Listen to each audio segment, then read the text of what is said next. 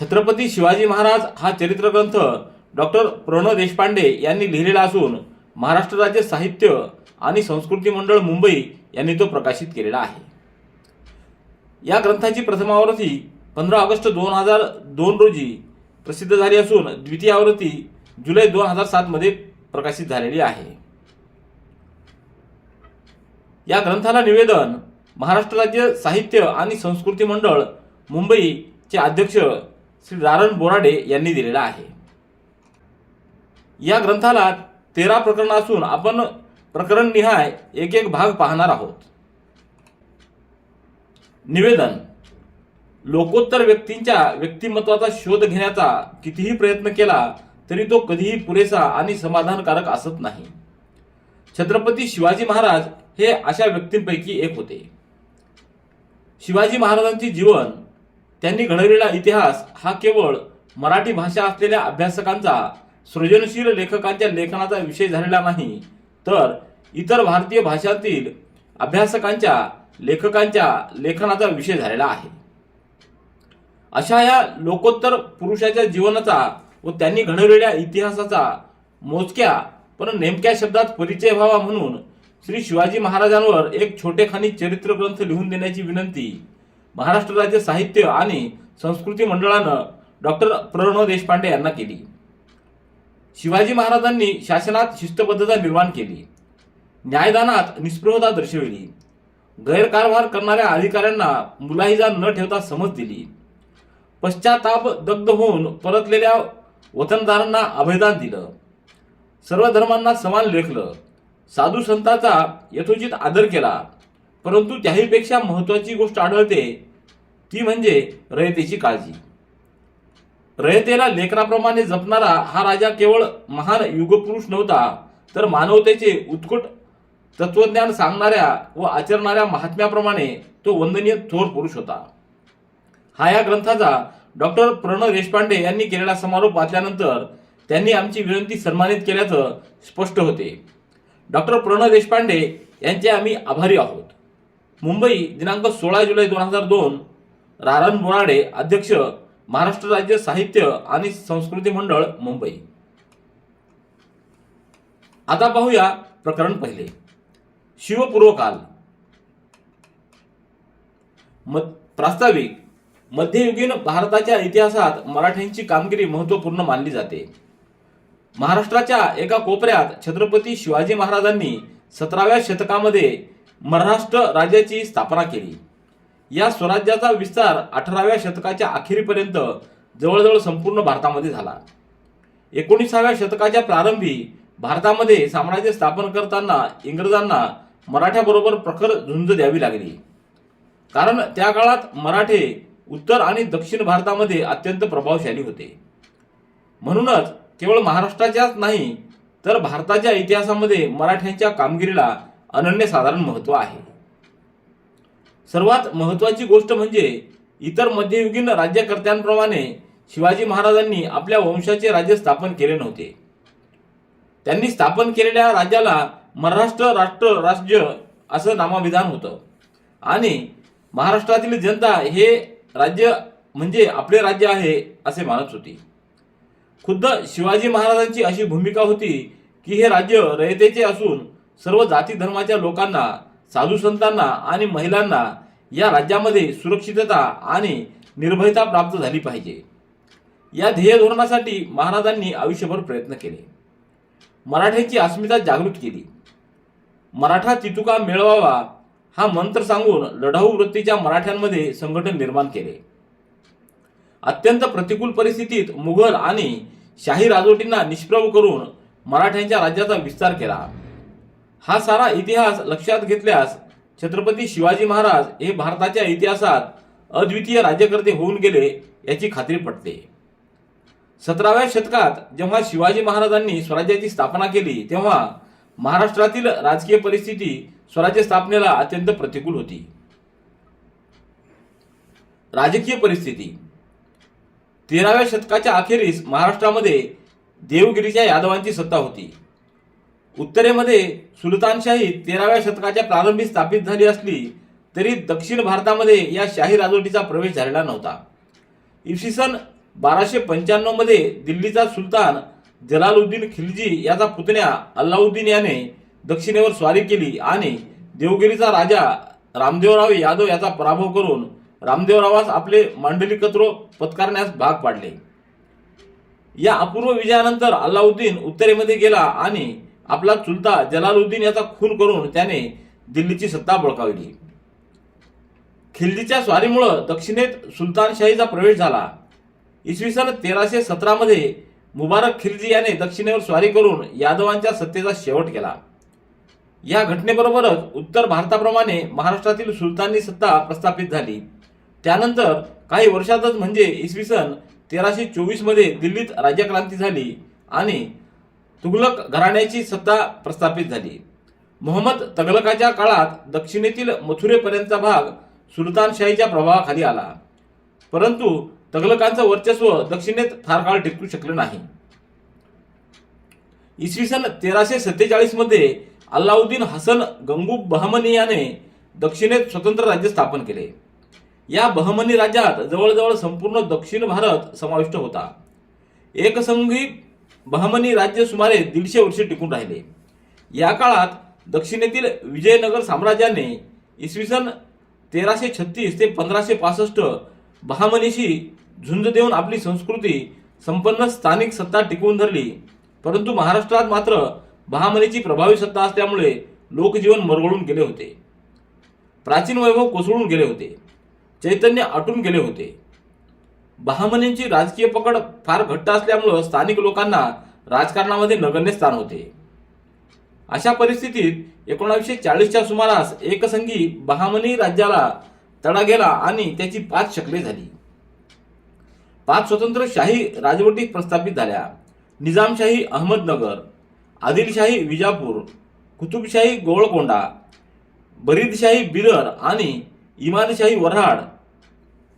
दक्षिणेत एकसंघी बहामनी सत्ता असताना खानदेशात मात्र फारुकी घराण्याची स्वतंत्र राजवट होती. ही राजवट इसवी सन 1601 पर्यंत म्हणजे मुघलांचा दक्षिण भारतात प्रवेश होईपर्यंत टिकून राहिली.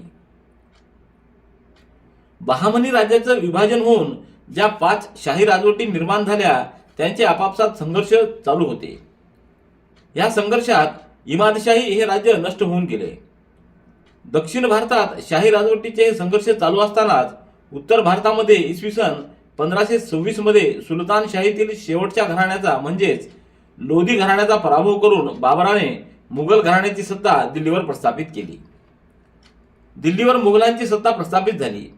त्याच सुमारास पोर्तुगीजांनी इसवी सन 1510 मध्ये गोव्यावर सत्ता प्रस्थापित केली. पोर्तुगीजानंतर पुढे डच, इंग्रज आणि फ्रेंच यांनी शाही घराण्यांकडून परवाने मिळवून भारताच्या किनारपट्टीवर ठिकठिकाणी वखारी घातल्या आणि काही बंदरांवर घट्ट पकड निर्माण केली. अशा प्रकारे 16व्या शतकाच्या पूर्वार्धात मुघल व पोर्तुगीज या सत्तांचा उदय झाला आणि काही पाश्चात्य सत्ता आपला प्रभाव निर्माण करण्याचा प्रयत्न करू लागल्या. इसवी सन 1565 मध्ये आणखी एक निर्णायक स्वरूपाची घटना घडली. दक्षिणेतील शाही राज्यकर्त्यांनी तात्पुरती एकजूट करून तालीकोटच्या लढाईत विजयनगरच्या सम्राटाचा पराभव केला आणि दक्षिणेत असलेली एकमेव प्रभावशाली स्थानिक सत्ता नष्ट केली.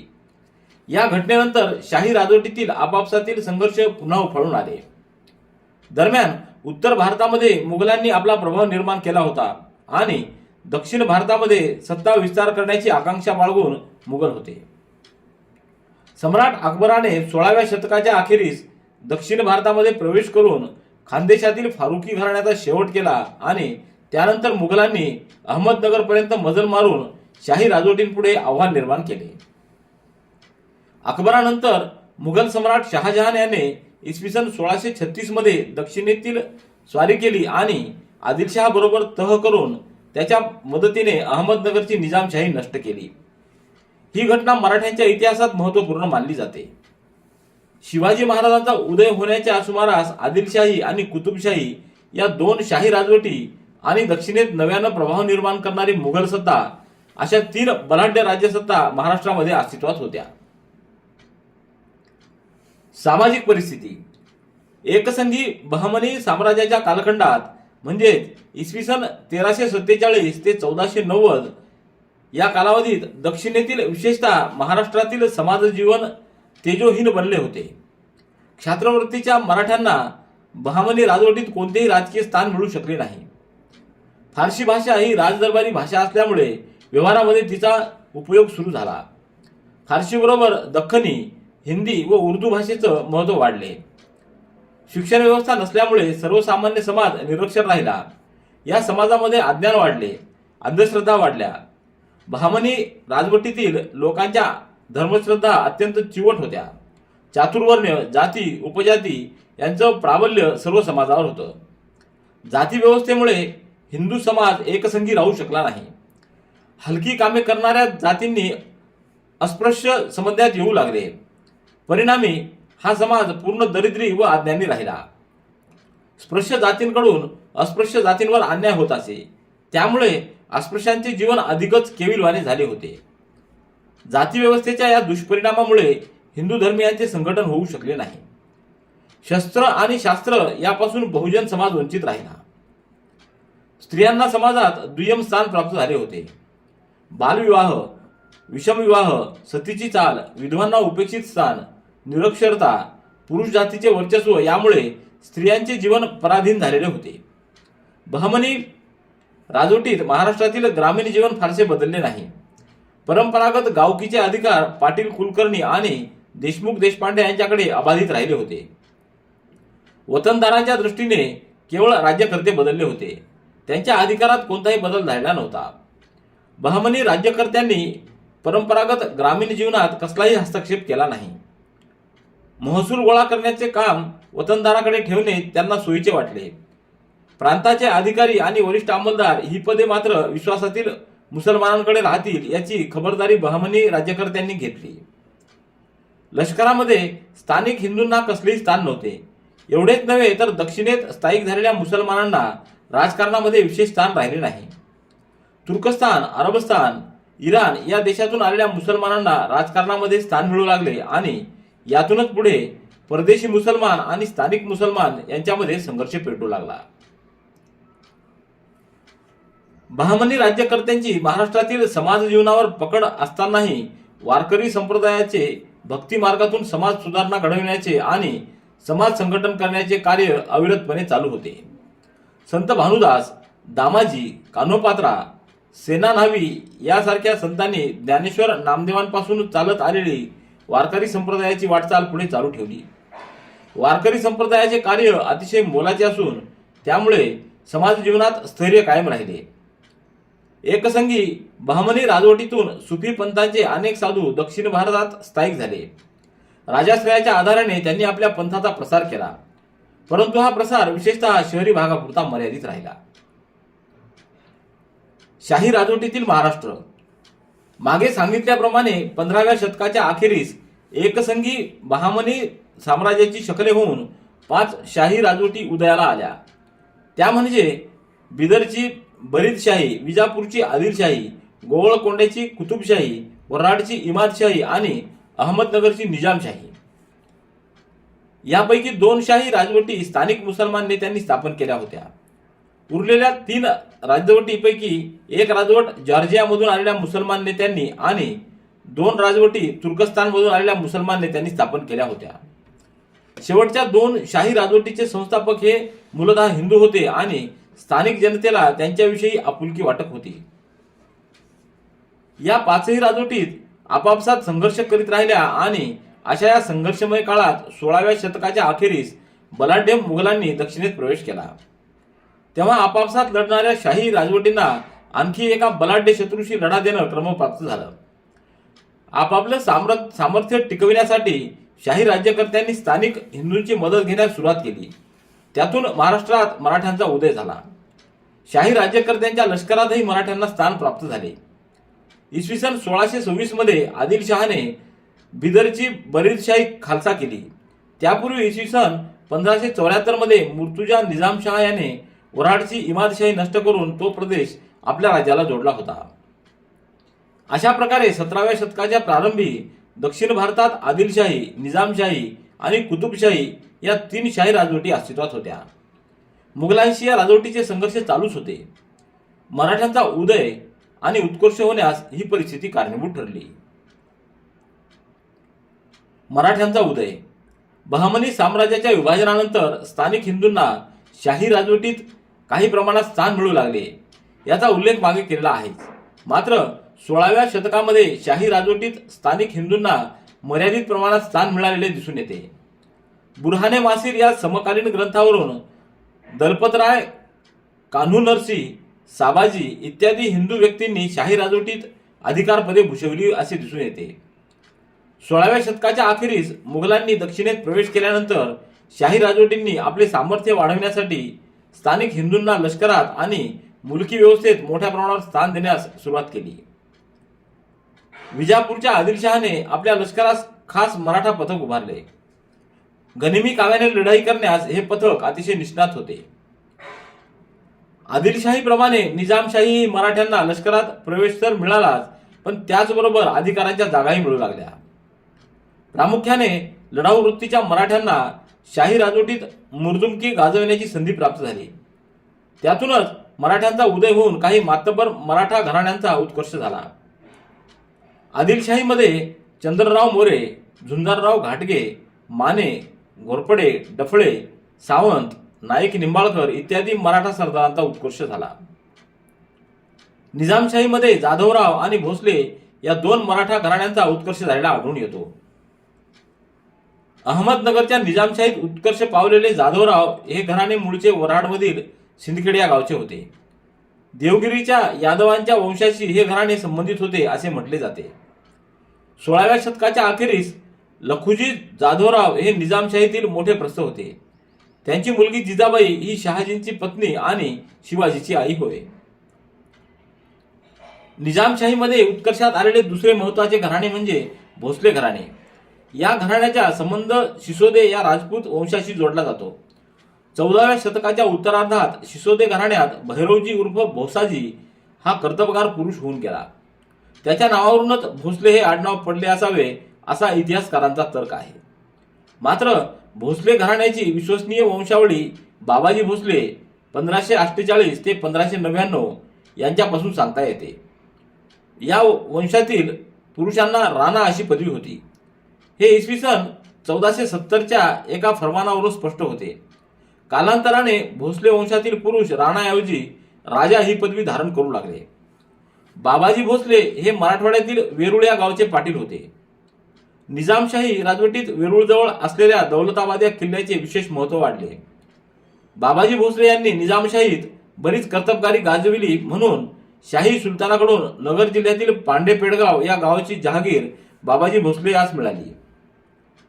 पांडेपेडगाव हे गाव आदिलशाही व निजामशाही यांच्या सरहद्दीवर असल्याने येथील जहागिरी सांभाळण्याचे काम थोडे जोखमीचे होते. ही कुवत बाबाजीजवळ असल्यामुळे निजामशहाने त्यांना ही जहागिरी दिली असावी.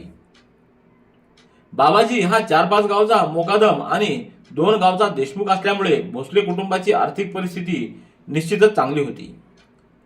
बाबाजीची 2 मुले विठोजी आणि मालोजी हे कर्तबगार निघाले. इसवी सन 1588-89 मध्ये कोल्हापूर येथे झालेल्या लढाईत मालोजी व विठोई यांनी मोठा पराक्रम गाजविला. बुरहान निजामशहाने या दोन्ही भावांना 1,500 हजारांचा सरंजाम देऊन त्यांना बढती दिली. या सरंजामात शिवनेरी किल्ल्यासह जुन्नर परगणा मालोजी व विठोजी यांच्याकडे वहिवाटीस आला. या सुमारास मालोजीचे वय केवळ 14-15 वर्षाचे होते. इसवी सन 1591 ते 1595 या काळात आदिलशाही आणि निजामशाही यांच्यात जबरदस्त संघर्ष चालू होता. या संघर्षात निजामशहाच्या वतीने मालोजीने अनेक लढायांमध्ये पराक्रम गाजविला. त्याबद्दल बुरहान निजामशहाने त्यांचा सरंजाम 5,000 पर्यंत वाढविला. त्यामध्ये सुप्यासारख्या परगणा मालोजीकडे वहिवाटीस आला. बुरहान निजामशहाच्या मृत्यूनंतर अहमदनगरच्या दरबारामध्ये अंतर्गत संघर्ष सुरू झाले. मलिक अंबर आणि मियान राजू या 2 सरदारांमध्ये सत्ता स्पर्धा निर्माण झाल्या. मृत्यूच्या निजामशहाला मलिक अंबरचे वर्चस्व तापदायक होईल असे वाटू लागले म्हणून त्याने मियान राजूवर अधिक जबाबदारी टाकली आणि त्याला अधिक अधिकार दिले. त्यातून मलिक अंबर व राजू यात अनेक चकमकी होऊ लागल्या. मालोजी भोसले हा मलिक अंबरचा पक्षपाती असून इंदापूर परगण्यातील गडीमध्ये तो वास्तव्य करून होता. मियान राजूच्या सैन्याने इंदापूरच्या गडीवर हल्ला केल्यानंतर झालेल्या चकमकीत मालोजी ठार मारला गेला. त्याच्या मृत्यूसमयी त्यांचा मुलगा शहाजी हा केवळ 5-6 वर्षाचा होता. मालोजीच्या मागे विठोजीने 1611 पर्यंत जहागिरीचा सांभाळ केला. त्याच्या मृत्यूनंतर जहागिरीची जबाबदारी शहाजींकडे आली. मालोजीच्या पत्नी निंबाळकर घराण्यातील असून तिचे नाव दीपाबाई होते. तिला शहाजी व शरीफजी अशी 2 मुले होती. त्या मुलांच्या नावासंबंधी बखरीत दिलेल्या कथांना कोणताही अधिकार नाही.